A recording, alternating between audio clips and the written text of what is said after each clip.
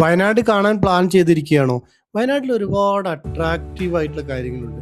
അതോടൊപ്പം നിങ്ങൾക്ക് അറിയാത്ത കുറച്ച് കാര്യങ്ങൾ, വയനാട്ടിൽ ചില സംഭവങ്ങൾ മിസ്സാണ്, റെയിൽവേ പോലത്തെ കാര്യങ്ങൾ. അപ്പോൾ അത് എന്തൊക്കെയാണെന്ന് നമുക്ക് നോക്കാം. ആദ്യം നമുക്ക് 10 റെയിൽ അട്രാക്ഷൻസ് നോക്കാം. ഒന്ന് കാരാപ്പുഴ ഡാം, പിന്നെ ബാനാസുര സാഗർ ഡാം, പൂക്കോട് ലേക്ക്.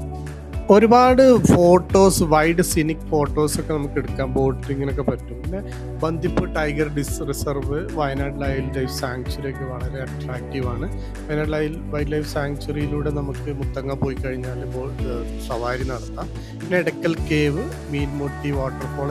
കേവില് പല പഴയ ഗുഹാ ലിഖിതങ്ങളെല്ലാം നമുക്ക് കാണാൻ കഴിയും. അത്രയ്ക്ക് മനോഹരമായ സ്ഥലമാണ്. പിന്നീട് ചെമ്പ്ര പീക്ക്, സൂചിപ്പാറ വാട്ടർഫോൾ, കുറുവ ദ്വീപ്, ഇതെല്ലാം ഒരു ഫോറസ്റ്റിന്റെ ഉള്ളിൽ വരുന്ന ഒരു അട്രാക്ഷൻസ് ആണ്.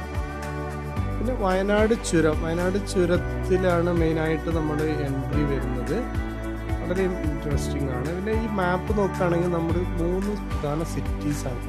ഇനി വയനാട്ടിൽ നമ്മൾ കാണാൻ കഴിയാത്ത സംഭവങ്ങൾ, ഒന്ന് റെയിൽവേ ആണ്. എവിടെയും റെയിൽവേ നെറ്റ്വർക്ക് വരാത്ത ഒരു ജില്ലയാണ് വയനാട്. പിന്നെ എയർപോർട്ട് നമുക്ക് കാണാൻ കഴിയില്ല.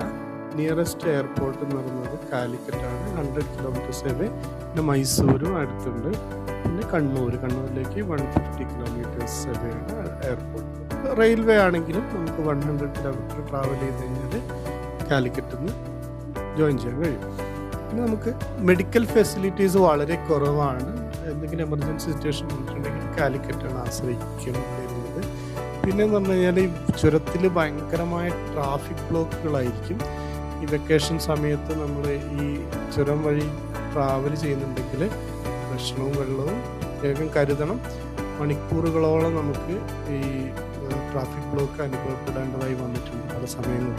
പിന്നെ കമ്മ്യൂണിസ്റ്റ് പാർട്ടീസിൻ്റെ പ്രസൻസ് കുറവാണ് വയനാട് ജില്ലയിൽ. കൂടുതലും കോൺഗ്രസ് പാർട്ടിയുടെ അനുഭാവികളായതുകൊണ്ടാണ്. പിന്നെ ഓഷ്യൻ, സീ, ബീച്ച്, ഇതൊന്നും നമ്മൾ എക്സ്പെക്ട് ചെയ്യരുത്. കാരണം അതൊരു ഹില്ലി ഏരിയ ആണ്. ഇവിടെ നമുക്ക് അങ്ങനത്തെ സംഭവങ്ങളൊന്നുമില്ല. പിന്നെ ബിഗ് ഷോപ്പിംഗ് മാൾസ് നമ്മൾ എക്സ്പെക്ട് ചെയ്യരുത്. ചെറിയ ഷോപ്പിംഗ് മാൾസ് ആയിട്ടുള്ള മിൻറ്റ് മാള്, അതേപോലെ കൽപ്പറ്റയിൽ ചെറിയ ഷോപ്പിംഗ് മാൾസ് ഉണ്ട്. പക്ഷേ വലിയ ഷോപ്പിംഗ് മാൾ എക്സ്പെക്ട് ചെയ്യരുത്. കാരണം ഈ വയനാട് എന്ന് പറഞ്ഞാൽ ഒരു ലക്ഷറി സിറ്റി ലൈഫ് സ്റ്റൈൽ അല്ല. അതൊരു നാച്ചുറൽ ലവേഴ്സിനാണ് കൂടുതൽ ഇഷ്ടപ്പെടുക. അതുകൊണ്ട് നിങ്ങളത് പ്രത്യേകം നോട്ട് ചെയ്യണം. But you will find one few things: calm, peace, and of course serenity. By following your all these instincts,